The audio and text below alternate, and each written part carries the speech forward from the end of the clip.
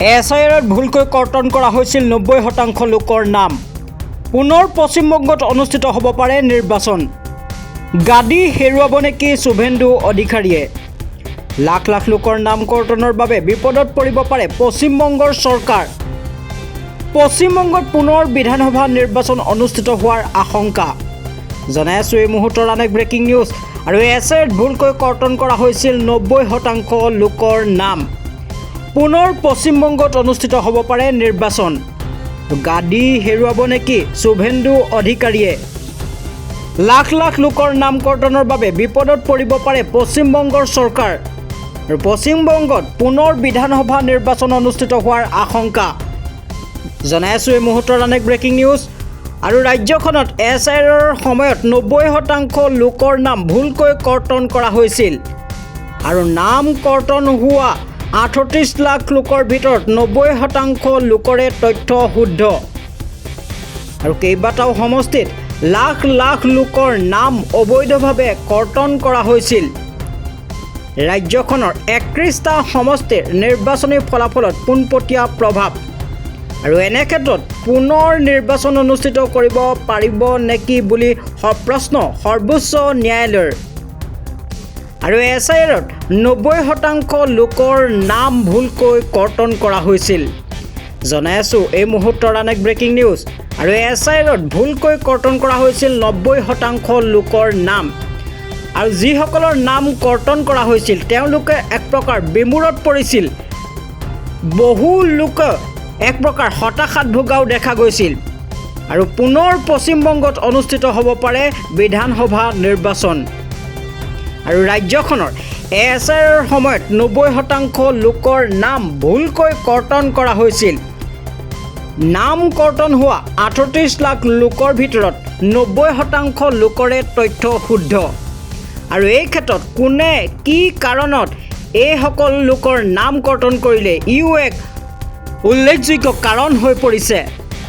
আৰু কেইবাটাও সমষ্টিত এজন দুজন নহয় লাখ লাখকৈ লোকৰ নাম অবৈধভাৱে কৰ্তন কৰা হৈছিল। আৰু বিমূৰত পৰিছিল লাখ লাখ ভোটাৰ।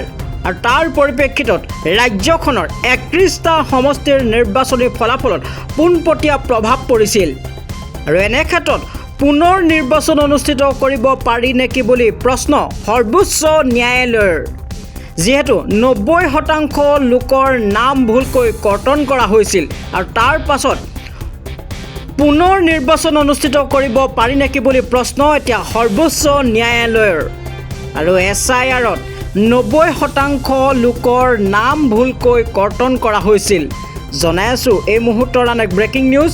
আৰু পুনৰ পশ্চিমবংগত অনুষ্ঠিত হ'ব পাৰে নিৰ্বাচন। গাদী হেৰুৱাব নেকি শুভেন্দু অধিকাৰীয়ে? যিহেতু লাখ লাখ লোকৰ নাম কৰ্তনৰ বাবে বিপদত পৰিব পাৰে পশ্চিমবংগৰ চৰকাৰ।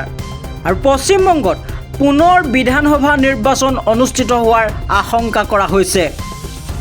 যিহেতু এছআইআৰত ভুলকৈ কৰ্তন কৰা হৈছিল 90% লোকৰ নাম।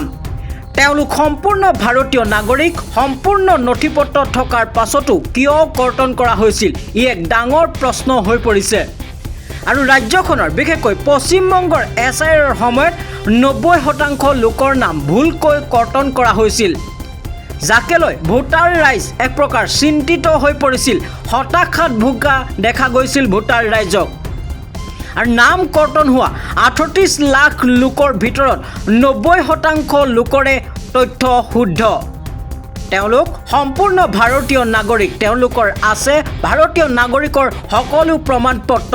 তেনে ক্ষেত্ৰত কিয় তেওঁলোকক নাম কৰ্তন কৰা হৈছিল ই এক ৰহস্যৰ আৱৰ্তত হৈ পৰিছে। জনাই আছোঁ এই মুহূৰ্তৰ আন এক ব্ৰেকিং নিউজ।